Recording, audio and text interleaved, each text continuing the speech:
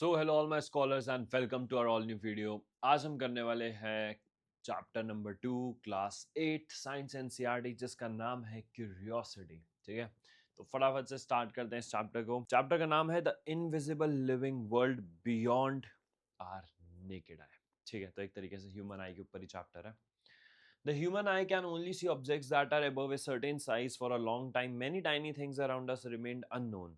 Long ago, people discovered that a curved piece of glass could make small things look bigger. तो एक तरीके से क्या बताया गया, देखो जो ह्यूमन आई है वो एक सर्टेन हाइट तक ही देख सकते हैं और एक सर्टेन डेप्थ तक ही देख सकते हैं। ठीक है, एक लिमिट है।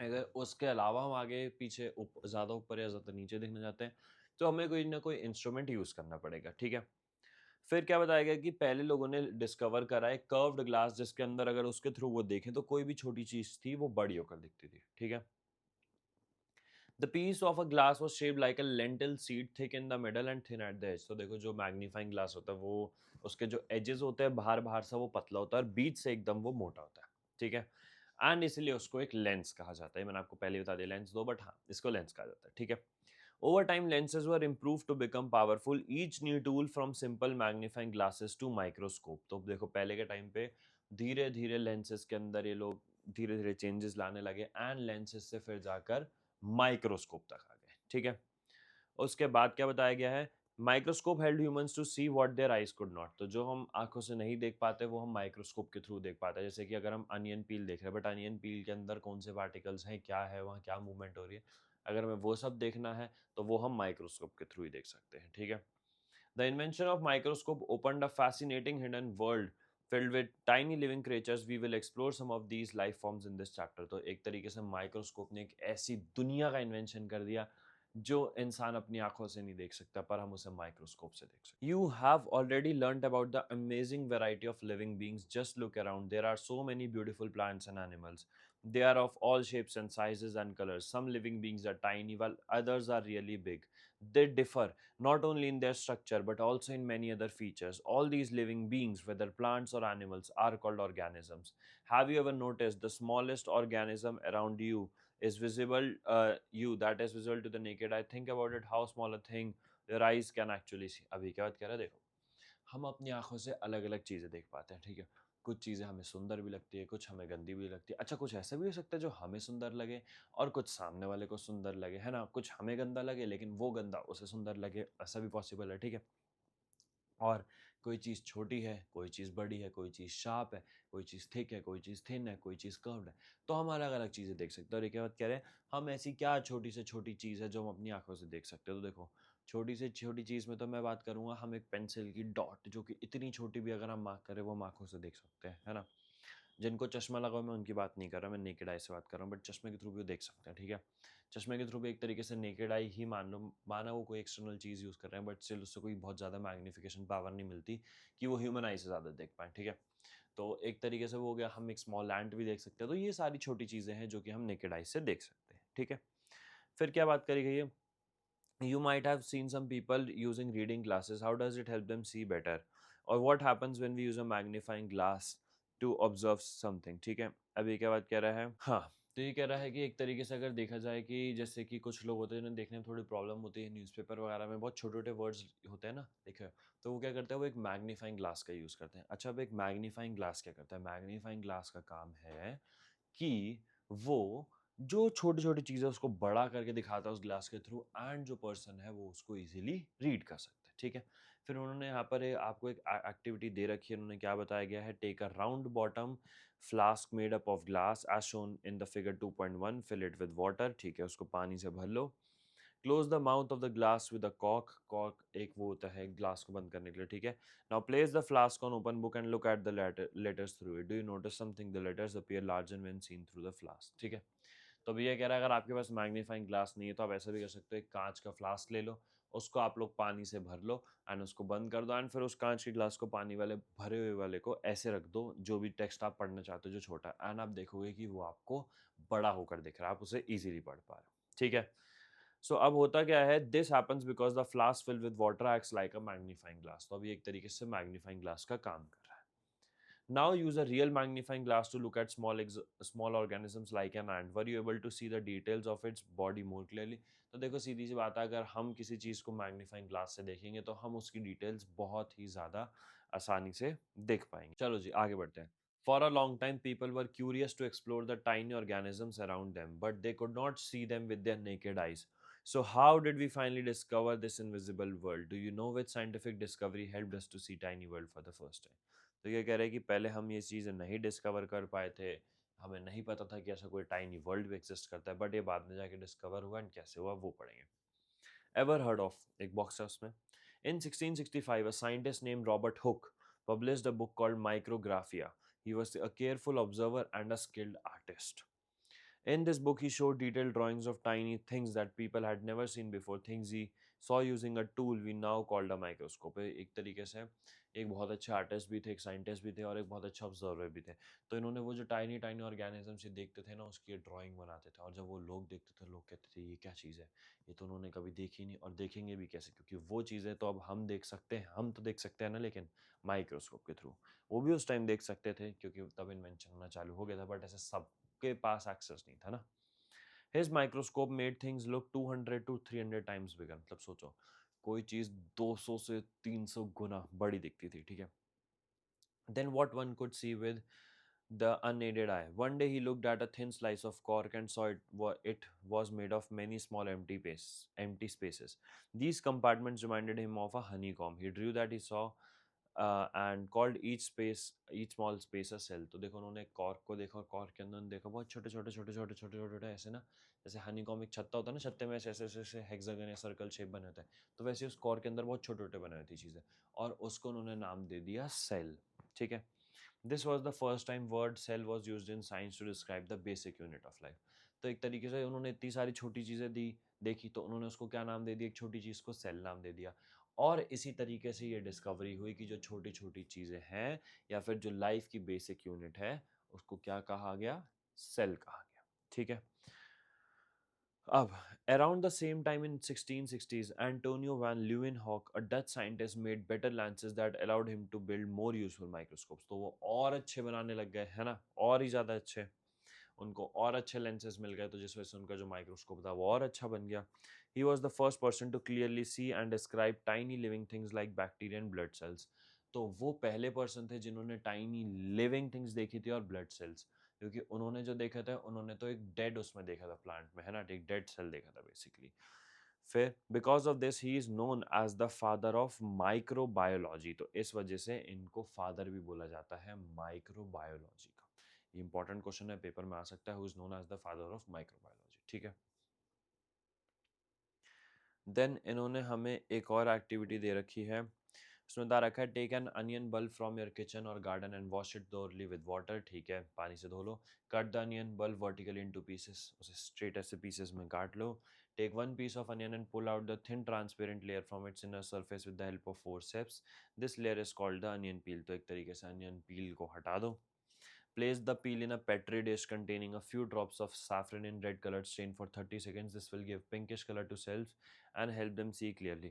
तो एक तरीके से उस पील को क्या करो आप, जो वो पील आपने निकाला है ना, उसको आप पेट्री डिश में रख दो जिसके अंदर saffron इन होगा, जो कि क्या करेगा, उसको थोड़ा थोड़ा पिंक बना देगा, जिस वजह से हम लोग उसके अंदर के सेल्स को ईजिली देख पाएंगे। ठीक है। With the help of thin brush, transfer the onion peel to another petri dish containing water to rinse the peel and remove extra stain। तो अब आप क्या करो, ब्रश से जो है, एक ब्रश लेके उसको दूसरे वाले पेट्री डिश में डाल दो, जिससे कि वो जो कलर है जो हमने उसमें डाला है वो थोड़ा थोड़ा उससे अलग हो जाए, और पानी से उसको रिंस कर दो। क्यों रिंस कर दो, क्योंकि जितना स्टेन हमें चाहिए वो उसमें लग चुका है, और जो एक्स्ट्रा स्टेन है फालतू जो हमें नहीं चाहिए, तो वो उससे हट जाए। ठीक है। नाउ केयरफुली प्लेस, ये तो हो गया। So अब है now carefully place the stained onion peel on a glass slide using a thin brush, ensuring it does not break or fold। तो अब इसको बहुत प्यार से रखो, जिससे कि ये जो पील है ना तो ये फोल्ड हो और ना ही ये ब्रेक, यानी कि ना ही ये टूटे। ठीक है। Put a drop of glycerin over the onion peel on the slide। The glycerin will prevent drying of the cells and improve clarity for better visualization of cells। ठीक है। तो अभी क्या बात कह रहा है कि put a drop of glycerine over the onion peel. Glycerine डाल दो अनियन पील के ऊपर। ठीक है। और ये प्रिवेंट करेगा सेल्स को ड्राई होने से और इम्प्रूव करेगा उनकी क्लैरिटी, जिससे कि हम उसे और अच्छे से देख पाए। ठीक है। देन बोला गया है slowly place a cover slip over the peel using a needle with such that air bubbles gate trapped. तो उसके ऊपर एक कवर स्लिप लगा दो, जिससे कि उसके अंदर की जो एयर है वो उसके ऊपर अंदर जो है एयर वो क्या हो जाए, ट्रैप हो जाए, ठीक है। Observe the slide under a microscope, a simple foldable paper microscope will suffice, ठीक है। तो उसको आप माइक्रोस्कोप के अंदर देखो। What similarities do you find, ठीक है। You will observe nearly rectangular structures under the microscope. These are the cells of the onion peel. So अब rectangular जैसे जो आपको structure दिखेंगे ये cells हैं, कौन से, जो onion peel के अंदर, ठीक है। Which are closely arranged without any space between them. तो अभी एकदम अच्छे से arrange हो रखे हैं और इनके बीच में कोई spaces नहीं है, ठीक है। उसके बाद क्या गया, ट्राई टू ऑब्जर्व पील्स, और ऐसे ही आप दूसरे पील्स को भी ऑब्जर्व करो, या फिर आप चाहो तो और भी लाइक पोटैटो हो गया, टमाटो हो गया, वेजिटेबल हो गई, फ्रूट हो गई, जिसका भी आप ऑब्जर्व करना चाहते हो आप उसको ऑब्जर्व करो। एंड फिर क्या बात कह रहे हैं, what do you think the body of an animal is made up of. अब एक एनिमल की कैसे बनती है, ठीक है। तो अब इन्होंने एक और एक्टिविटी कर रखी है 2.3, rinse your mouth with clean water, धो लो पहले आराम से अच्छे से। Then use the blunt end of a clean toothpick and gently scrape the inside of your cheek, ठीक है। तो ब्लंट एंड मतलब जो दूसरा एंड होता है टूथपिक का, शार्प वाला नहीं, उससे अपने चीक्स पे ऐसे ऐसे स्क्रैप करो, ठीक है। इनसाइड ऑफ योर चीक मतलब ऐसे अंदर से, ठीक है। फिर place the scraped material in drop of a water on a clean glass slide and spread it evenly. तो अब उस स्क्रेप्ड मटेरियल को जो आया है उसको आप रख दो आराम से और एक क्लीन ग्लास के ऊपर उसे स्प्रेड कर दो, ठीक है। Add a drop of methylene blue, a blue covered stain over material on slide. Adding stain improves the visibility of material under microscope by increasing the contrast. तो अब ये मेथिलाइन जो हमने ब्लू स्टेन है इसको इसलिए डाला है कि जिससे कि हमें ये माइक्रोस्कोप के अंदर अच्छे से दिख पाए, क्लियरली दिख पाए, ठीक है। फिर after 1 minute add a drop of glycerine over the material on slide to prevent cells from drying. अब इसके ऊपर ग्लिसरीन भी डालनी जरूरी है जिससे कि जो सेल्स हैं वो ड्राई ना हो, ठीक है। Now carefully place a clean cover slip on material and remove excess glycerine from edges of cover slip using blotting paper. अब क्या बात कर रहे हैं, अब जो हमने ओवर स्लिप लगाई है मटेरियल के ऊपर, अब उसको और उससे हम क्या करेंगे, हम एक्सेस ग्लिसरीन को रिमूव कर देंगे जो कि एजेस वगैरह पे आ रखी है कवर स्लिप के ब्लोटिंग पेपर की मदद से, ठीक है। अब क्या बोला गया है, observe the slide under a microscope and draw what you see in your notebook. तो यहाँ पे इन्होंने वैसे दे रखा है बनाकर जो फिगर दे रखा है ब्लू कलर का चीक सेल्स का, तो वो ये कह रहे हैं कि अब आपने जो ऑब्जर्व करा है वो आप अपनी नोटबुक में बनाओ, या आप लोग के स्कूल में एक्टिविटीज कंडक्ट कराई जाएंगी। भला ही ह्यूमन चीक की ना कराई जाए बट अनियन पील्स की तो फॉर श्योर कराई जाती है हर स्कूल में, फिक्स्ड, ठीक है। तो वो जरूर आप ऑब्जर्व करोगे। अभी क्या बात कर रहा है, what did you observe? You will observe a polygon shaped structure as shown in figure. These are cheek cells which form the inner lining of your mouth. तो अंदर की जो अंदर वाली जो लाइनिंग है उसके हमें सेल्स दिख गए जो कि हमारी अंदर की माउथ की जो अंदर की लाइनिंग है उसको बनाते हैं, ठीक है। यू उसके बाद क्या गया, the outer layer is called the cell membrane. तो देखो जो सेल है उसके 3 मेन पार्ट्स होते हैं। कितने पार्ट्स होते हैं, 3 मेन। तो जो बाहर वाला है उसको हम कहते हैं सेल मेम्ब्रेन, ठीक है। फिर the round structure in the middle is the nucleus. तो जो बीच में होता है राउंड स्ट्रक्चर के, जैसे कि आपने देखा होगा जो फिगर बना हुआ है इसके अंदर ब्लू कलर का, मैं यहाँ भी बनाकर दिखा देता हूँ आपको एक बार। ये देखो, ये सपोज करो ये चीक सेल बना हुआ है ना, और इसके अंदर एक और कुछ बना हुआ है, और ये जो सेंटर पार्ट होता है ना, ये वाला इसको हम कहते हैं न्यूक्लियस, ठीक है। ये हमारा न्यूक्लियस होता है। फिर उसके बाद क्या बताया गया, and the space between the cell membrane. मैं एक बार एक काम करता हूँ, बाकी चीज़ें भी मार्क कर देता हूँ। तो ये आपका जो अंदर वाला होता है इसको हम साइटोप्लाज्म कहते हैं, ठीक है। और ये जो बाहर वाली चीज़ है इसको हम सेल मेम्ब्रेन कहते हैं, ठीक है। ये साइटोप्लाज्म अंदर वाला, न्यूक्लियस सबसे अंदर वाला, और बाहर वाले को हम कहते हैं सेल मेम्ब्रेन। अब क्या बात बोली गई है कि the space between cell membrane and nucleus is called cytoplasm. तो देखो जो न्यूक्लियस और सेल मेम्ब्रेन के बीच की स्पेस है इसको हम साइटोप्लाज्म भी कहते हैं, ठीक है। एंड क्या कहते हैं उसके बाद, एक मिनट, नहीं नहीं, तो एक तरीके से साइटोप्लाज्म से भरी हुई है, मतलब इसकी स्पेस को साइटोप्लाज्म कहते हैं, ठीक है। These 3 cell membrane, cytoplasm and nucleus are the basic parts of cell. तो ये जो 3 है, साइटोप्लाज्म, न्यूक्लियस और सेल मेम्ब्रेन, ये बेसिक पार्ट्स हैं सेल के, ठीक है। उसके बाद क्या बताया गया है, some cells like onion peels have an extra outer layer called cell wall. वो प्लांट के सेल्स में होते हैं बेसिकली, तो उनके पील्स में क्या होता है, उनके पील्स में सेल मेम्ब्रेन के बाहर भी एक लेयर होती है जिसको हम कहते हैं सेल वॉल, ठीक है। What is the importance of these structures in cell? What function do they perform? Are they function important for maintenance of life? ठीक है, अब हम ये जानने वाले हैं कि इन स्ट्रक्चर्स का क्या काम है, इनका हमारी लाइफ में क्या इंपॉर्टेंस है, हमें क्या ज़रूरत है. ठीक है. The cell membrane encloses the cytoplasm and nucleus. तो जो सेल मेम्ब्रेन है वो साइटोप्लाज्म एंड न्यूक्लियस को एनक्लोज मतलब उसके अंदर आते हैं. ठीक है. The cell membrane separates one cell from another. तो जो सेल मेम्ब्रेन है उसका काम यही है कि वो एक सेल से दूसरे सेल को सेपरेट करे. ठीक है. And it is porous and allows the entry of materials essential for life processes and exit of waste material. तो porous का मतलब हो गया कि जिन भी चीज़ों की ज़रूरत है ये उनकी एंट्री को अपने अंदर अलाउ कर देता है और जिस भी चीज़ की ज़रूरत नहीं है उसको ये बाहर कर देता है. ठीक है. Cytoplasm contains other components of cell and compounds such as carbohydrates, proteins, fats, mineral salts. तो एक तरीके से देखा जाए तो जितने भी सारे न्यूट्रिएंट्स हैं ये साइटोप्लाज्म के अंदर ही होते हैं. Most of the life processes take place within the cytoplasm. तो ज़्यादातर जितने भी लाइफ प्रोसेसेस हैं वो सब साइटोप्लाज्म के अंदर ही होते हैं. ठीक है. अब आगे जाके बताया गया the nucleus regulates all activities that occur within the cell. It also regulates growth. तो न्यूक्लियस क्या करता है, जितनी भी एक्टिविटी सेल्स में होती है उसको रेगुलेट करता है, एक तरीके से कंट्रोल करता है, और जो ग्रोथ है उसको भी वो ही रेगुलेट करता है. The cell wall in the plant cell provides rigidity and strength to plants. This is why cells are arranged compactly with each other and look firm in the structure. ये क्या बात कह रहा है कि जो सेल वॉल है plant cell के अंदर वो रिजिडिटी प्रोवाइड करती है, स्ट्रेंथ प्रोवाइड करती है प्लांट्स को, और इस वजह से जो सेल्स है वो कॉम्पैक्टली अरेंज होते हैं एक साथ अच्छे से. ठीक है. अब है अ स्टेप फर्दर.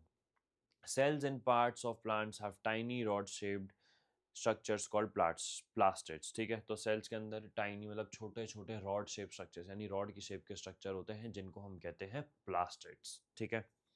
सम plastids like chloroplast contain chlorophyll. तो जो प्लास्टिड होते हैं जैसे कि एक प्लास्टिड के उन्होंने एग्जांपल दिया क्लोरोप्लास्ट. तो उसके अंदर क्या होता है, उसके अंदर होती है क्लोरोफिल. ठीक है. Which makes them green and help in photosynthesis. तो ये तो हमने 6th 7th में पढ़ा है कि क्लोरोप्लास्ट का काम क्या होता है. एक तो प्लांट को ग्रीन कलर का जो उसकी लीव्स होते हैं वो ग्रीन बनाना, और दूसरा फोटोसिंथेसिस के प्रोसेस में हेल्प भी करते हैं. ठीक है. उसके बाद in non green parts they help in the storage of substances. तो नॉन ग्रीन पार्ट्स में वो एक तरीके से स्टोरेज का काम करते हैं सब्सटेंसेस के लिए. Plants also have a large empty looking space called a vacuole. तो इनके अंदर एक बहुत एक एम्प्टी सी स्पेस भी होती है बड़ी सी, उसको हम कहते हैं vacuole. This helps the plant cell store important substances, get rid of waste and maintain the shape of cell. तो इसका क्या काम होता है, इंपॉर्टेंट सब्सटेंसेस को स्टोर करना, वेस्ट को बाहर निकाल देना, और प्लांट की क्या शेप है उसको कंट्रोल करना. ठीक है. This gives strength and support to plant. और इससे प्लांट को एक स्ट्रेंथ और सपोर्ट भी मिलती है. In animal cells vacuoles are usually not present. If present they are usually small. तो एनिमल सेल्स के अंदर ज़्यादातर वैक्यूल्स नहीं होते, और अगर होते भी हैं तो काफ़ी ज़्यादा छोटे होते हैं. ठीक है. These small vacuoles store certain substances dissolved in water, so a cell is not just a simple bag of liquid. It is a complex structure made up of many different parts. तो एक तरीके से देखा जाए तो cell जो है वो सिर्फ एक लिक्विड नहीं है कि हाँ सेल है इसके अंदर कुछ भरा हुआ है, नहीं. ये कॉम्प्लेक्स स्ट्रक्चर है जिसके अंदर बहुत सारी चीज़ें आती है. एंड आपको ये डायग्राम भी दे रखा है पेज नंबर 13 पे. ये 2 डायग्राम बने हुए हैं एंड ये काफ़ी ज़्यादा इंपॉर्टेंट डायग्राम है. लेबलिंग के लिए भी आ सकते हैं, ड्राइंग के लिए भी आ सकते हैं, क्योंकि इजी डायग्राम है. लेबलिंग्स मतलब इसमें लेबलिंग ज़्यादा है, ड्राइंग इजी है, तो ये दोनों के लिए आ सकते हैं, दोनों आने के चांसेस हैं. ठीक है. और फिर क्या बताया गया, it is complex structure made up of different many different parts, each of which its own special function to allow cell and turn the entire organism to work. यानी कि सारे सेल्स के अलग अलग कॉम्प्लेक्स स्ट्रक्चर होते हैं, सबका अलग अलग काम होता है, और यही हेल्प करता है कि एक बॉडी कैसे चल रही है, एक बॉडी की वर्किंग कैसे चल रही है, ये एक ऑर्गेनिज्म कैसे काम कर रहा है, एक ऑर्गेनिज्म कैसे ग्रो कर रहा है, उसकी बॉडी कैसे काम कर रही है. ठीक है. We now understood the basic structure of cell, and we now also understand plants and animal cell different shape and structure. Do different animal cells also vary in their shape and structure? तो देखो अभी तक हमने पढ़ लिया है कि कैसे प्लांट सेल का एक अलग स्ट्रक्चर होता है, एक अलग शेप होती है, एक अलग साइज होता है, और वैसे ही एक एनिमल सेल का भी होता है. तो अब ये कह रहे हैं कि क्या एनिमल सेल के अंदर भी ऐसा होता है कि एनिमल सेल में भी और ज़्यादा अलग स्ट्रक्चर्स होते हैं. तो चलो अब हम वो पढ़ने वाले हैं. ये है variation in shape and structure of cells. The muscle cell and the nerve cell of a human shown in figure 2.6a and b. What are the similarities and difference you see between them? A muscle cell is shaped like a spindle while a nerve cell is very long and has branches. तो देखो जो muscle है, muscle cell, वो एक पिंडल shape का है ना, और जो नर्व सेल है वो ऐसा लग रहा है कि उसके अंदर से बहुत सारी ब्रांचेस जा रही हैं, ठीक है। अब ऐसी क्या बोल रहा है? Similarly, some cells are round in shape while others are long and thin. The number of cells also vary in different organisms. Why do cells look so different from each other? Does the shape and structure of cell relate to its function? अब ये क्या बात कर रहे हैं कि देखो, ऐसा ज़रूरी नहीं है कि देखो हमने ये चीज़ तो देख ली कि सेल के अलग शेप है, अलग स्ट्रक्चर है, अलग फंक्शन है, पर क्या ऐसा ज़रूरी है कि जिस हिसाब से हमें सेल दिख रहा है क्या उसका फंक्शन भी उस हिसाब से हो? ऐसा ज़रूरी तो नहीं कि अगर हमें सेल छोटा दिख रहा है तो उसका फंक्शन भी छोटा हो, और अगर सेल हमें बड़ा दिख रहा है तो उसका फंक्शन बड़ा हो, तो ये चीज़ें भी ज़रूरी नहीं है, ठीक है। The unique shape size and structure of cell help them to carry out specific functions, but how do these help in performing various functions in body? Let us find out. तो जो शेप होती है इसकी एक unique shape होती है, एक size होता है, एक स्ट्रक्चर होता है, और ये हेल्प करता है अलग अलग फंक्शंस को कैरी आउट करने में। मैंने आपको ऑलरेडी बता दिया, और अब हम फाइंड आउट करेंगे कैसे अलग अलग फंक्शंस में हमें हेल्प करता है, ठीक है। We you observed in activity 2.3 that inner cheek cells are thin and flat. अभी हमने देखा था एक्टिविटी में कि तो अंदर वाले चीक सेल्स होते हैं वो थिन होते हैं और फ्लैट होते हैं, ठीक है। They form a protective lining on inner surface of the cheek. अंदर उनकी एक प्रोटेक्टिव लाइनिंग होती है। फिर क्या होता है, nerve cells also known as neurons carry messages in our own body. तो जो नर्व सेल्स होती हैं उनको हम न्यूरॉन्स भी कहते हैं, और ये हमारी बॉडी में मैसेजेस को कैरी करते हैं, ठीक है। The elongated shape and branch structure help them reach different parts of the body and pass on messages quickly. Similarly, plant cells also show variation. तो अभी क्या बात कर रहे हैं कि देखो, जो नर्व सेल्स होते हैं उनका काम क्या होता है, फटाफट से मैसेज को लिया एंड फटाफट से पहुंचाया, ठीक है। सिमिलरली ऐसी प्लांट सेल्स जो होते हैं उनके अंदर वेरिएशन होती है। प्लांट सेल्स में भी कोई रेक्टेंगुलर शेप का होता है, कोई ओवल शेप का होता है, कोई इलोंगेटेड होता है, कोई ट्यूब लाइक होता है, और some cells form long tubes that help carry water through the plant. तो कुछ सेल्स तो इतनी लंबी ट्यूब बना देते हैं प्लांट के अंदर कि वो पानी कैरी करने के काम आते हैं। वाह, ठीक है। आगे बढ़ते हैं। You have already studied the digestive systems in grade 7। बिल्कुल पढ़ा है। Different parts of digestive system are made up of different types of cells. सीधी सी बात है, डाइजेस्टिव सिस्टम के अंदर काफ़ी सारे अलग अलग ऑर्गन्स आ जाते हैं, तो सब अलग अलग सेल से ही बने होते हैं। A group of muscle cells are present in food pipe. तो एक अलग अलग तरीके के जो मसल सेल्स के ग्रुप है वो हमारे फूड पाइप के अंदर प्रेजेंट होता है। These cells contract and relax in a wave like manner, pushing the food down to the stomach. तो देखो ये इस तरीके से कॉन्ट्रैक्ट होते हैं, एक्सपैंड होते हैं कि जो फूड है वो हमारा स्टमक के अंदर पुश हो जाए इजीली, ठीक है। This movement is possible because of the muscle cells that are thin, flexible and spindle shape. तो इन्होंने मसल सेल्स के अलग अलग शेप बता दी, थिन भी होते हैं, फ्लेक्सिबल भी होते हैं, और स्पिंडल शेप भी, ठीक है। देन बताया गया है, the stomach also has different types of cell performing different functions. Muscle cells in the stomach wall help churn the food. तो देखो स्टमक के अंदर भी अलग अलग टाइप के सेल्स होते हैं, एंड जो मसल सेल्स होते हैं स्टमक के अंदर वो फूड को चर्न मतलब ऐसे काम आता है उसे एक तरीके से डाइजेस्ट करने के, ठीक है। Other cells in the inner lining of stomach produce digestive juices and acid that breaks down the food. तो उसके अंदर जो हमारा स्टमक होता है उसके अंदर और भी सेल्स होते हैं जो कि जूसेस प्रोड्यूस करते हैं, और वो जूसेस क्या करते हैं, उस फूड को डाइजेस्ट करने में हमारी हेल्प करते हैं या फिर ब्रेक डाउन करने में, ठीक है। All these cells work together to make digestion possible. तो एक तरीके से ये सारे सेल्स मिलजुल कर काम करते हैं, और मिलजुल कर काम करते हैं तो हमारे लिए डाइजेशन क्या होता है, बॉडी में ईजी हो जाता है। देन आते हैं, what are the levels of organisation in body of a living organism. तो क्या क्या लेवल्स होते हैं, ठीक है। तो सबसे पहला बताया गया, the body of a living organism is organised in a complex way. देखो ये बात हम बिल्कुल पता है कि हमारी बॉडी है वो एक कॉम्प्लेक्स वे में ही ऑर्गेनाइज्ड है, ठीक है।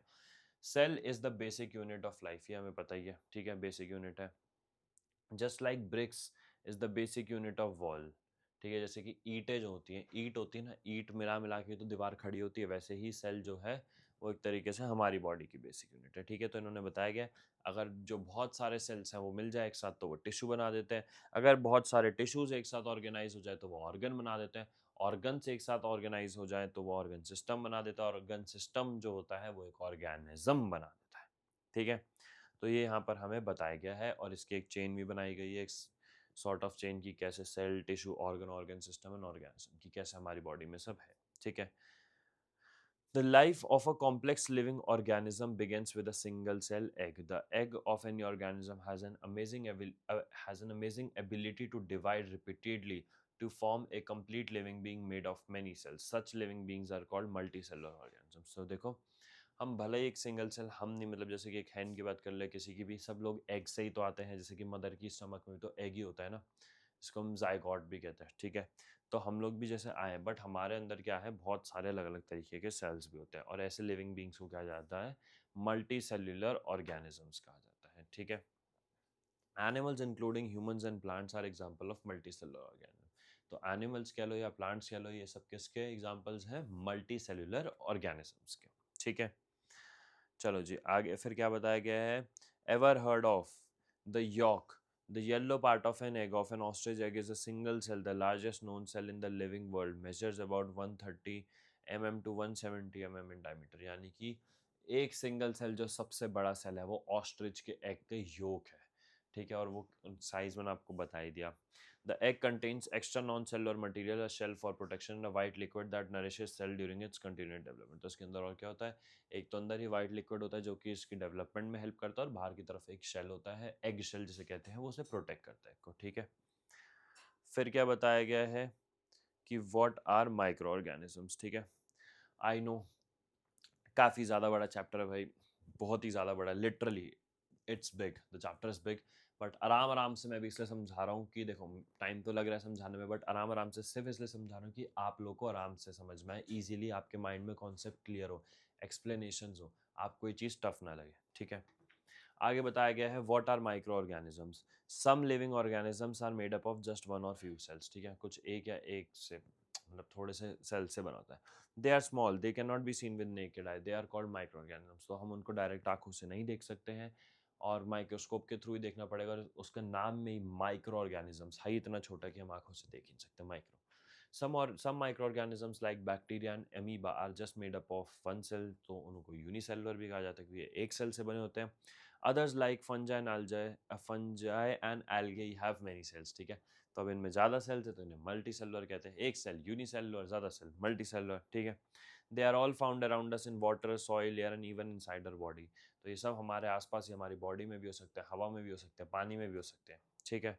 Are they like the plant and animal cells that we see around us? To observe cells of an microorganism, again we need to use a microscope. हम ऐसे देख के नहीं पता लगा सकते कि ओ प्लांट का जो अंदर ऐसा सेल है वो ऐसा दिखता है, वो माइक्रोऑर्गेनिज्म ऐसा है, या ये कोई किसी एनिमल की तरह ही दिखता हो, तो वो हम नहीं पता लगा सकते। क्यों नहीं पता लगा सकते, क्योंकि ये माइक्रो ऑर्गेनिज्म है, तो इसको हम देख सकते हैं तो सिर्फ एक माइक्रोस्कोप के अंदर ही देख सकते हैं, नॉर्मली हम इसे नहीं देख सकते, ठीक है। अब माइक्रोस्कोप क्या करेगा, हमें उनका साइज बड़ा करके दिखाएगा जिससे कि हमें इजीली विजिबल हो और हम उसके साइज को समझ पाए। Scientist have also created low cost and foldable paper microscope, such foldable paper microscope may not provide same level of details like high powered laboratory microscope, however these make microscopic world accessible to many people। यानी कि देखो एक तरीके से foldable या cheap microscope भी बनाए गए जिस वजह से जिस की वजह से हम ये सब देख सकते हैं। आई नो मतलब कि ये ज़्यादा हाई टेक्नोलॉजी वाले नहीं है जैसे कि लेबोरेटरीज में यूज़ होते हैं, बट स्टिल ये अपना पर्पस सर्व कर देते हैं कि एक नॉर्मल ह्यूमन इन्हें खरीद कर इजीली देख पाए, फिगर आउट कर पाए, सीख पाए, ठीक है। फिर उन्होंने बताया अब हम ऑब्जर्व करेंगे पॉन्ड वाटर को या स्टेगनेंट वाटर को, ठीक है, कि वहाँ पर कैसे होता है। तो देखो एक तरीके से देखें तो इन्होंने एक एक्टिविटी बताई है, सिंपल सी बात है, पॉन्ड वाटर ले लो या स्टेगनेंट वाटर, ठीक है, उसको इकट्ठा कर लो, उसको पानी में मतलब एक ड्रॉपर के थ्रू इकट्ठा कर लो, और उसको ग्लास उस पर डालो पेट्री डिश पे, एंड क्या कहते हैं माइक्रोस्कोप की, फिर पेट्री डिश से माइक्रोस्कोप की स्लाइड पर डालो और उसको माइक्रोस्कोप में डाल के ऑब्जर्व करो कि आपको क्या पता लगता है, ठीक है। तो उससे हम देख पाएंगे कि उसके अंदर माइक्रो ऑर्गेनिजम्स हैं नहीं है, हिल रहे नहीं है, बट ऑब्वियसली होंगे, भले ही वो स्टैगनेंट वाटर भी हो तो भी होंगे, ठीक है। फिर बताया गया है let us observe soil suspension, take a beaker, collect some moist soil, it in from the nearby field और garden, do not touch with your bare hand, use a spoon और ग्लव्स। तो एक तरीके से आप moist soil को इकट्ठा कर लो अपने आसपास से, एंड अपने हाथों से मत करना क्योंकि फिर आपके हाथ के माइक्रो ऑर्गेनिजम्स भी सॉइल पे लग जाएंगे, ठीक है। तो अगर आप सिर्फ सॉइल के देखना चाहते हो तो आपको इन्होंने बोला है कि या तो आप एक स्पून यूज़ कर लो कि स्पून से उठाओगे तो स्पून के आगे वाली उसी पे रहेंगे, एंड या फिर आप उसे ग्लव से भी उठा सकते हो, ठीक है, दोनों काम कर सकते हो। उसके बाद बोला गया है pour some water into the beaker and stir it with a glass rod, the liquid which may look dirty has very fine particles of soil and is called soil suspension. तो एक तरीके से ये सॉइल सस्पेंशन का question अगर आपसे पूछ लें कि सॉइल सस्पेंशन क्या होता है और कैसे होता है, तो वो यह बताया गया है कि एक बीकर लो, उसमें पानी डालो और उसको ग्लास रॉड से बहुत जोर जोर की स्टर करो, तो होगा क्या, जो पानी है वो अलग हो जाएगा, डर्टी लगेगा पर उसके अंदर बहुत छोटे छोटे पार्टिकल्स दिखने लगेंगे, और इसी को हम सॉइल सस्पेंशन कहते हैं। Keep it aside for some time and let it the mixture settle, तो अब उसको थोड़ी देर के लिए अलग रख दो और मिक्सचर को सेटल कर दो। Use a dropper and take a drop of water from top layer, place the drop on a microscope slide. अब देखो जब आपने इतनी देर से रखा होगा ना, तो जो मोस्टली जो भारी भारी पार्टिकल्स होते हैं मिट्टी, वो नीचे बैठ जाएगी, ऊपर पानी रह जाएगा। मैं ये नहीं कह रहा प्योर पानी, इम्प्योर है, बट स्टिल पानी रह जाएगा। एंड फिर क्या बोला गया कि एक ड्रॉपर लो, उससे उस पानी को लो एंड माइक्रोस्कोप की ग्लास स्लाइड में रख दो, जिससे कि आप उसे माइक्रोस्कोप में इजीली ऑब्जर्व कर पाओ। ठीक है। You may observe small moving organisms similar to those you saw in Activity 2.4.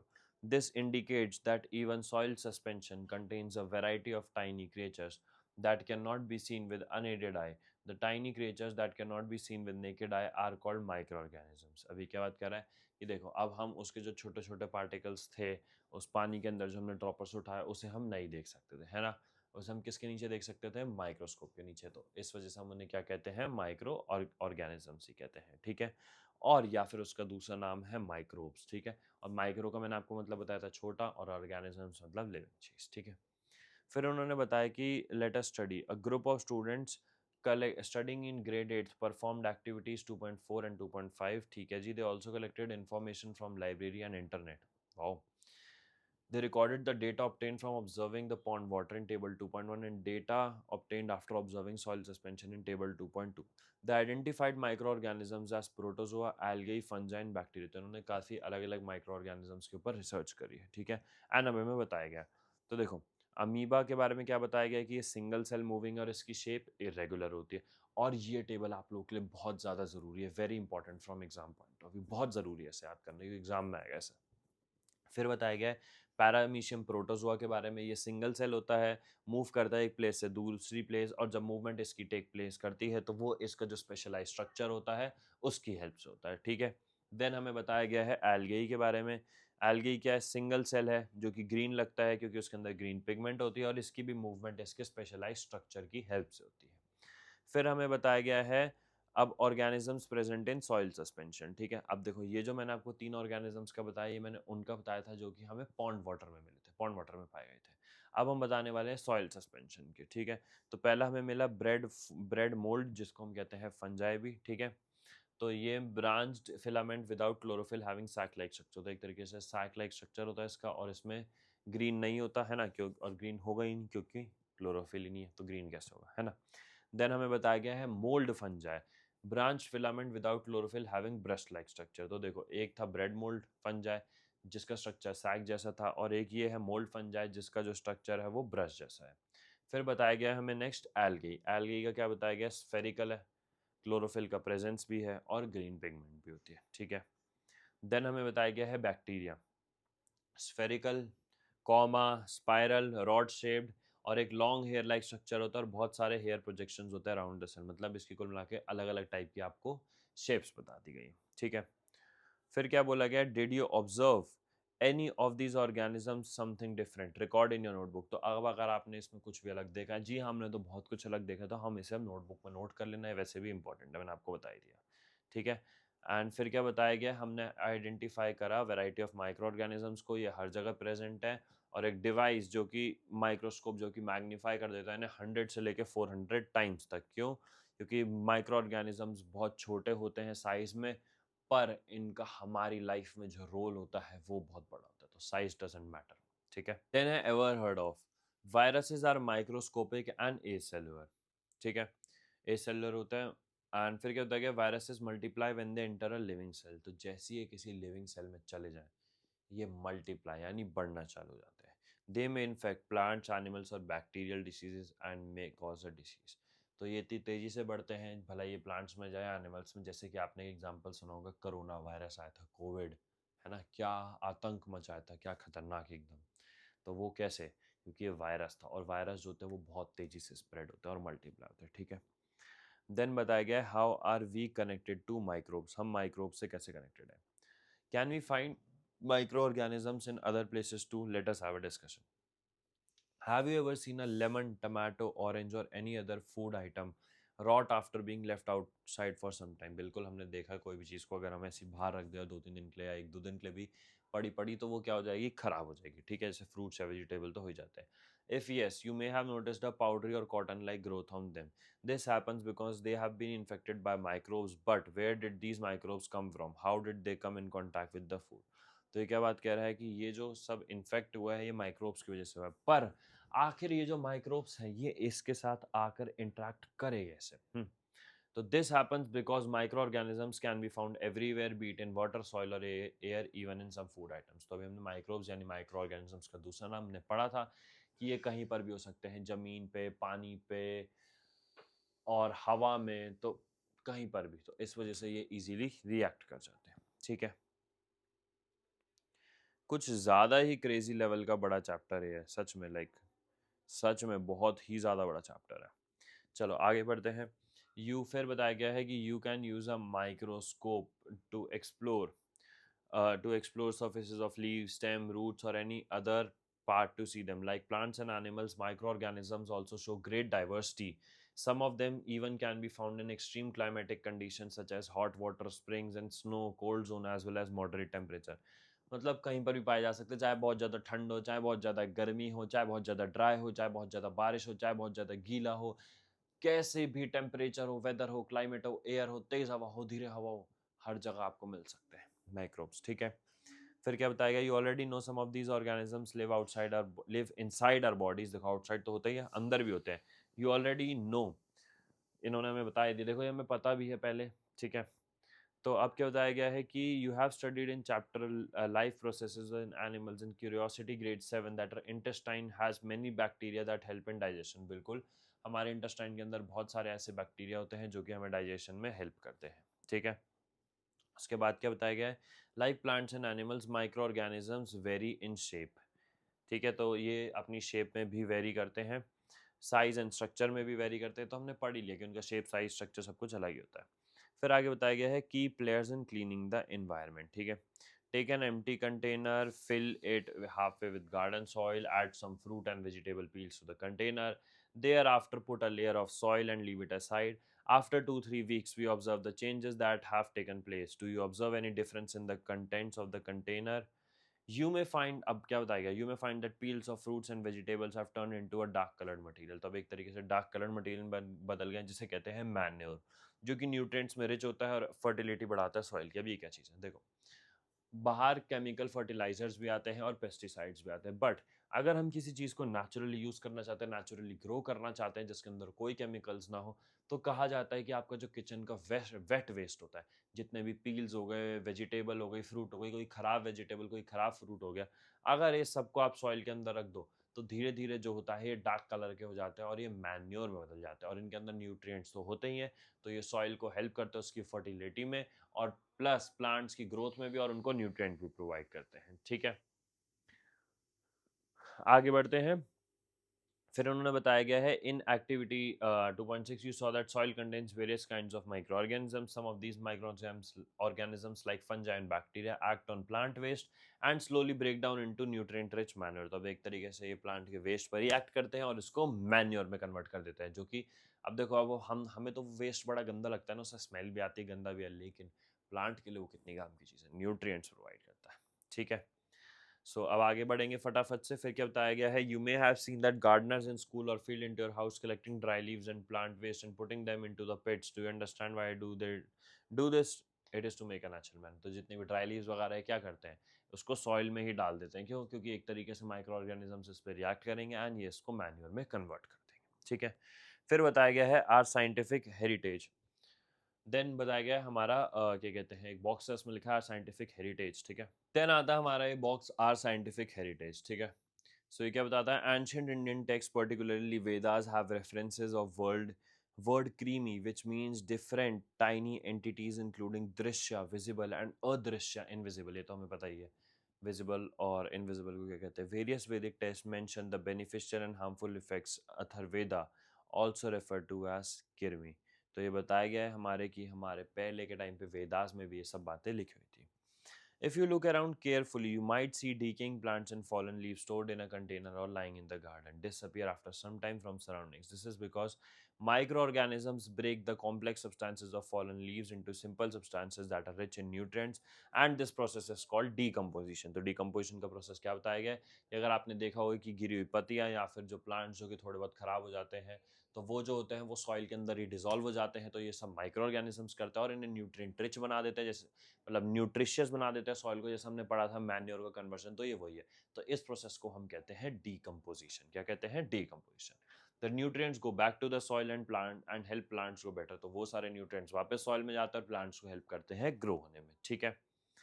फिर micro organisms also decompose bodies of dead animals. So microbes help recycle the waste and return important nutrients to nature. तो microbes क्या करते हैं? Recycle करने में मदद करते हैं वेस्ट को और रिटर्न वापस कर देते हैं इंपॉर्टेंट न्यूट्रिएंट्स नेचर को। तो एक तरीके से देखो, जो ड्राई लीव्स वगैरह भी उसे कूड़े में डालने की जगह, फेंकने की जगह, वो सॉइल में ही रही। ठीक है। और सॉइल को उसने न्यूट्रिएंट्स प्रोवाइड कर दिए, तो काम की चीज़ हो गई ना, क्यों हुआ वो वेस्ट, है ना। Manure formation occurs at optimal temperature and appropriate moisture level. तो मैन्योर ऐसा नहीं कि कभी भी बन जाएगा, उसके लिए अप्रोप्रिएट टेम्परेचर भी होना चाहिए और एक सॉइल का उस लेवल का मॉइस्चर मॉइस्चर होना चाहिए सॉइल में, क्योंकि अगर मॉइस्चर होगा तो वो हेल्प करेगा डिकम्पोजिशन में। ठीक है। Isn't it interesting? By now you must have understood that bacteria and fungi are some types of organism that play important role in our lives. बिल्कुल जी, हम ये भी समझ गए और हम थक भी बहुत गए हैं, बट हाँ, इनका बहुत इंपॉर्टेंट रोल है हमारी लाइफ के अंदर। ठीक है। फिर से एक एक्टिविटी के बारे में बताया गया है कि एक्टिविटी 2.7 से हमें पता लगता है कि माइक्रो ऑर्गेनिज्म सिर्फ प्लांट की ग्रोथ में हेल्प नहीं करते, बल्कि इन्वायरमेंट को क्लीन भी करते हैं वेस्ट को ब्रेक डाउन करके। बिल्कुल सही बात है, क्योंकि देखो, जो ड्राई लीव्स हो गए या टूटा हुआ प्लांट हो गया या कुछ भी हो गया, वेजिटेबल पील हो गए, फ्रूट पील्स हो गए, तो ये इन्वायरमेंट को एक तरीके से साफ भी तो कर रहा है ना, कचरे में डालने की जगह तो मैन्योर ही बन रहा है ना। देन बताया गया a step further, microbes as a source of biogas. ठीक है। Many organisms like bacteria and fungi live in oxygen-free environments. Some of these bacteria have the ability to decompose plant and animal waste present in environment और household waste water. तो एक तरीके से ये organisms decompose करने में help करते हैं। ठीक है। और ऑक्सीजन फ्री environment में, जिससे कि हम रह पाए। ठीक है। अब क्या होता है, during this process they release a mixture of gases called biogas. तो जब ये सारा काम हो रहा होता है डिकम्पोजिशन का, तो इस टाइम पर एक गैस प्रोड्यूस हो रही होती है जिसको हम कहते हैं बायोगैस, जिसके अंदर कार्बन डाइऑक्साइड होती है और मीथेन भी होती है। ठीक है। This gas has been used as a fuel sourcing for cooking, heating, generating electricity and even running vehicles. तो यानी कि ये गैस भले ही प्रोड्यूस हो रही है, हमें लग रहा होगा हार्मफुल है, लेकिन ये हार्मफुल नहीं है। इस गैस को हम फिर से यूज़ में ले रहे हैं, और कैसे ले रहे हैं वो हमें बताया गया है, भले ही वो खाना बनाने के लिए हो, हीटिंग के लिए हो, इवन व्हीकल्स को ड्राइव करने के लिए हो, या फिर इलेक्ट्रिसिटी के लिए। ठीक है। Then be a scientist. Ananda Mohan Chakrabarty was a scientist who studied bacteria. In 1971, he developed a special bacterium that could break down oil spills, helping to clean the environment. मतलब इन्होंने एक ऐसा बैक्टीरियम बनाया जो कि ऑयल स्पिल जहाँ पे भी गिर जाए उसको ब्रेक करके और उसे साफ कर दे। ठीक है। His discovery received a patent in 1980, और उन्हें इस चीज़ का पेटेंट भी मिल गया था 1980 में। पेटेंट इज़ अ कॉपीराइट, और पेटेंट मैं बताता हूँ, पेटेंट एक तरीके से होता है, वो एक कॉपीराइट होता है कि हाँ, वो चीज़ आपने बनाई है और आप ही की, अगर कर और कोई और उसको यूज़ करना चाहे, मतलब यूज़ कर सकता है आपकी परमिशन से, ऐसा कुछ सेम कॉपी करे कुछ करे, तो उसको परमिशन चाहिए, वरना वो नहीं कर सकता, उस पर लीगल केस हो जाएगा अगर वो बिना परमिशन के करे। ठीक है। हिज वर्क तो his work showed how microorganisms could be used to solve environmental problems like pollution. तो एक तरीके से इनके काम से पता लग रहा था कि कैसे हम environmental pollution को बचा सकते हैं। ठीक है। He is remembered for his contributions to science and protecting environment using microscopes. तो इनको याद रखा जाता है कैसे इन्होंने इन्वेंशंस करी माइक्रोब्स से बचाने, मतलब माइक्रोब्स के हेल्प से इन्वायरमेंट को प्रोटेक्ट करने के लिए। ठीक है। देन आते हैं माइक्रो ऑर्गेनिजम्स एंड फूड पे।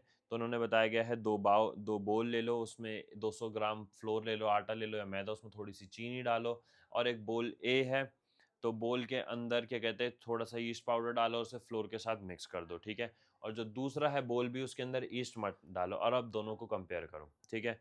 फिर हम क्या देखते हैं, cover the dough with a damp cloth and keep it in warm place. And जो बोल है उसको 4-5 घंटे देखो। ठीक है। तो अब हम क्या देखते हैं कि क्या बोल के स्मेल में, टेक्सचर में चेंज। तो अब देखो, हमने क्या पढ़ा, cover the dough with a damp cloth and keep it in a warm place. ठीक है। और फिर उस बोल को आप ऑब्जर्व करो 4-5 घंटे तक। तो देखो, ज्यादातर जब छोले भटूरे बनाने होते हैं, ऐसा कुछ बनाना होता है ना, तो हम बोल में ईस्ट वगैरह इससे डाल देते हैं, क्योंकि वो एक्सपैंड हो जाता है और हमारा जो डो है ना वो बड़ा हो जाता है, एक तरीके से हमारा बैटर बढ़ जाता है, तो इसलिए ईस्ट डाला जाता है। और यही हम, इन्होंने वही लिखा हुआ है, हमने यही ऑब्जर्व करा दोनों बोल्स के अंदर। ठीक है। तो यीस्ट एक ऐसा माइक्रो ऑर्गेनिज्म है जो कि फंजाई के ग्रुप को रेफर करता है एंड ये ग्रो करता है अच्छे से वार्म कंडीशंस में, ठीक है। और इन्होंने क्या बताया गया है वो उसे हमने लाइफ प्रोसेसेस चैप्टर में भी पढ़ा था।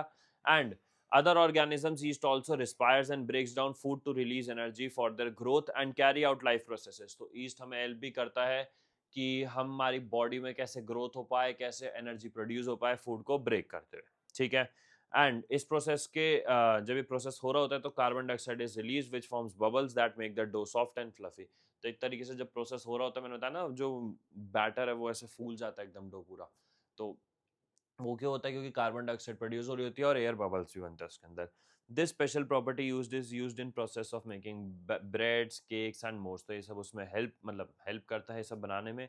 इन addition to yeast some bacteria such as lactobacillus help in fermentation of batter for making idli and dosa and dough for making bhatura.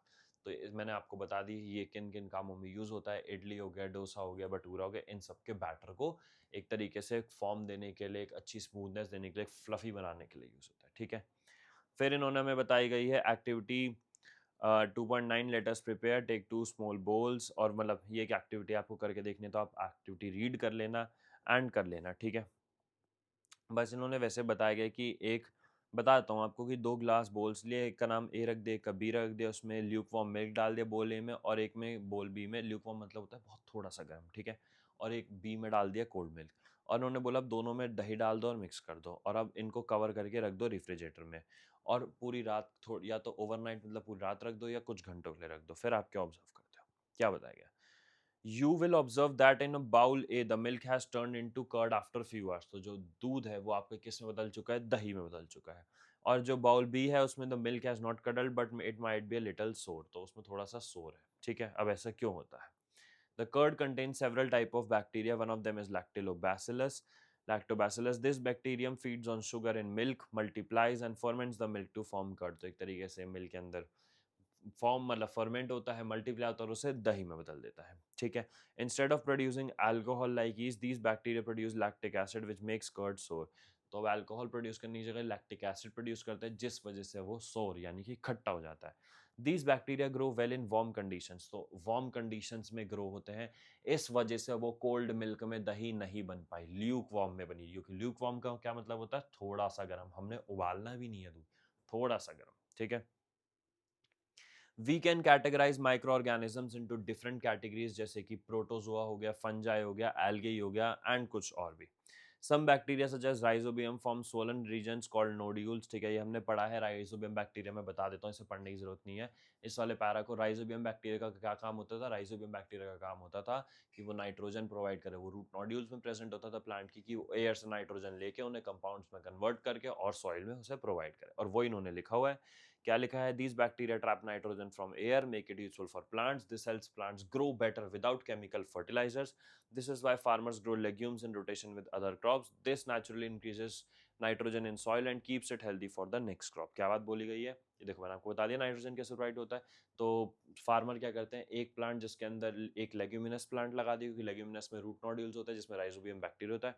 तो एक लेग्यूमिनस, एक नॉन लेग्यूमिनस, एक लेग्यूमिनस, एक नॉन लेग्यूमिनस, इस ऑर्डर में ग्रो करते हैं, जिस वजह से उन्हें कोई एक्सटर्नली केमिकल फर्टिलाइजर नहीं डालने पड़े, एक तरीके से केमिकल्स नहीं डालने पड़े, और नेचुरली ही सारी प्लांट्स को पहुंच जाते हैं न्यूट्रिएंट्स, ठीक है। फिर बताया गया amazing micro algae tiny helpers in water. Microalgae and are microscopic plants like organisms that live in water, soil and air and even on trees। तो ये इन जगहों पे रहते हैं। They make their own food using sunlight। चलो sunlight की help से अपना खाना बनाते हैं। While doing this, they also release oxygen and produce more than half of Earth's oxygen supply। भाई साहब, मतलब पूरी अर्थ की हाफ से भी ज़्यादा ऑक्सीजन सप्लाई वो ये प्रोड्यूस करते हैं जब अपना खाना बना रहे होते हैं सनलाइट की हेल्प से, ठीक है। They are rich in nutrients and serve as a food source for many aquatic animals. तो ये रिच भी होते हैं, क्या कहते हैं, एंड न्यूट्रिएंट्स में रिच होते हैं, वैसे रिच नहीं न्यूट्रिएंट्स में, ठीक है।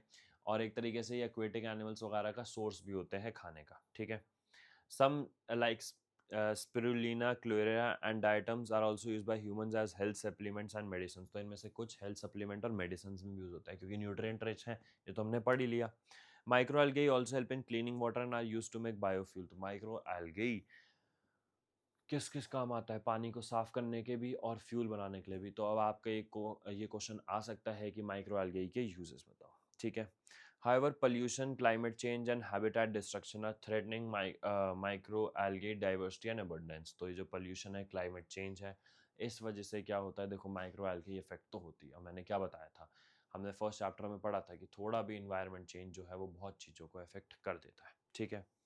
एंड इस वजह से क्या बताया गया, it is important to conserve these tiny organisms to protect environment and maintain oxygen balance on earth. तो ये बहुत ज़्यादा ज़रूरी है कि हम इन टाइनी ऑर्गेनिजम्स को प्रोटेक्ट करें और हमारी धरती, हमारी अर्थ पे अपना ऑक्सीजन का बैलेंस बना कर रखें, ठीक है। फिर बताया गया है, ever heard of spirulina? A microalgae is called a superfood because of its health benefits. Okay, health benefits. Spirulina is also a good source of vitamin B12. तो जो spirulina है vitamin B12 का बहुत अच्छा source है, and it is rich in protein, more than 60% of its body weight and only a small amount of fat and sugar. Wow. तो एक तरीके से स्पिरुलिना में क्या कहते हैं, काफ़ी ज़्यादा अच्छा सोर्स है, प्रोटीन होता है और शुगर बहुत ही ज़्यादा कम होता है। तो farming of spirulina is become a feasible livelihood opportunity. You can grow spirulina easily by following the steps. तो चलो इन्होंने तो हमें ग्रो ही करना सिखा दिया, घर में ही उगाओ, बहुत बढ़िया। तो set a clear glass tank in a bright place away from direct sunlight, direct sunlight से थोड़ा सा दूर। Cover the tank with a shade net और keep the tank at a place with moderate temperature conditions. ना ज़्यादा गर्मी हो ना ज़्यादा ठंड हो, मॉडरेट टेम्परेचर हो, ठीक है। Fill the tank with pond water, और टैंक को आप भर दो पानी से, ठीक है, पॉन्ड के पानी से। Add living spirulina collected from a pond, और ये पॉन्ड से ही आपको कलेक्ट भी करना पड़ेगा। Stir the growing spirulina twice a week, मतलब एक हफ्ते में 2 बार उसको ऐसे स्टर करना अपने अच्छे से। After 3 to 6 weeks spirulina may be harvested from tank bye filtering it through a fine cloth. फिर आप उसे एक फाइन क्लॉथ से फिल्टर कर लो और आपका हार्वेस्ट रेडी है। Conservation of microalgae is good practice for ensuring food security and livelihood development. तो देखो, एक तरीके से है तो ये चीज़ न्यूट्रिशियस ही ना, और हम क्यों ख़राब करें एनवायरनमेंट को, हम क्यों अपनी अर्थ को ख़राब करें, जब हमें अर्थ ने इतनी सारी अच्छी अच्छी चीज़ें दी है तो हम उसे कंजर्व करें, उसे और ग्रो करें एंड अपने लिए यूज़ करें। Cell consider to be basic unit of life. देखो जो सेल है वो बहुत सारे फंक्शंस करता है, इसलिए उसे बेसिक यूनिट कहा जाता है। एक सेल होता है, एक सेल वाले ऑर्गेनिज्म को यूनिसेलुलर कहते हैं, ज़्यादा सेल वाले को मल्टी सेलुलर कहते हैं, हमें बताया गया, ठीक है। और सबका काम होता है, सारे सेल्स के अपने फंक्शन होते हैं, स्पेशलाइज फंक्शन होता है। ऐसा नहीं है कि हर सेल का सेम फंक्शन है, हर एक सेल का अपना एक अलग फंक्शन होता है। ये इन्होंने बताया गया है यूनिसेलुलर और मल्टी सेलुलर वाला ये जो पैराग्राफ है, इसमें और कुछ नया नहीं है। फिर क्या बताया गया, जैसे एनिमल और प्लांट सेल्स होते हैं, ऐसे माइक्रो ऑर्गेनिजम्स भी सराउंडेड होते हैं सेल मेम्ब्रेन से। और फंजाई जो है उसके पास तो सेल वॉल भी होती है, ठीक है। तो कुछ माइक्रो ऑर्गेनिजम्स है जो सेल वॉल से सराउंड, सेल मेम्ब्रेन से ही सराउंडेड है सिर्फ, और कुछ है जिनके पास सेल मेम्ब्रेन भी और एक एक्सटर्नल कवरिंग सेल वॉल भी है, ठीक है। तो सेल्स ऑफ फंजाई, और लेकिन इनके पास क्लोरोप्लास्ट नहीं होती, तो ये अपने खुद का खाना नहीं बना सकते। अब देखो सीधी सी बात है, क्लोरोप्लास्ट नहीं है, फोटोसिंथेसिस हो नहीं सकता, तो खुद का खाना नहीं बना सकते, ठीक है। और बैक्टीरिया के पास एक न्यूक्लियर, बैक्टीरिया के पास ना तो एक वेल डिफाइंड न्यूक्लियस है, ना ही न्यूक्लियर मेम्ब्रेन है, बट उनके पास एक न्यूक्लियोइड होता है। तो इस वजह से ये बाकी सेल्स से थोड़ा सा अलग हो जाता है। Bacteria, yeast, fungi, algae, plant animal, इन सबसे अलग हो जाता है। और क्या है, we have only looked a few basic cell structures, the cell has other components which you will learn in higher classes. तो आप और भी ज़्यादा आगे जाके पढ़ने वाले, और बताया गया है an electron microscope magnifies cell up to 10 lakh times where you can see more structure present in that cell. Damn, 10 lakh times. अब आप लोग सोच लो 10 लाख कितना ज़्यादा हो गया, है ना। तो अब हमने लिविंग बीइंग को समझ लिया है, माइक्रो ऑर्गेनिजम्स को पढ़ लिया कि इनके अंदर क्या क्या सेल्स होते हैं, अलग अलग होते हैं, माइक्रोब्स होते हैं जो कि कुछ डिसीजेस भी कॉज कर देते हैं प्लांट्स, ह्यूमंस, एनिमल्स में, या फिर माइक्रोब्स हमारे लिए हेल्पफुल भी हो सकते हैं। तो यही था हमारा चैप्टर, एंड इसका तो स्नैपशॉट है, रिवीजन है एंड एक्सरसाइज हो, आप लोग कर सकते हैं। सो आई नो चैप्टर काफ़ी ज़्यादा बड़ा था, बट मैंने आपको क्लियरली डिटेल समझाया, बड़ा ही टाइम लगाओ, बट हाँ आपको अच्छे से समझ आ गया होगा। अगर आपको वीडियो पसंद आई हो so make sure to like, subscribe and share. Thank you all for watching.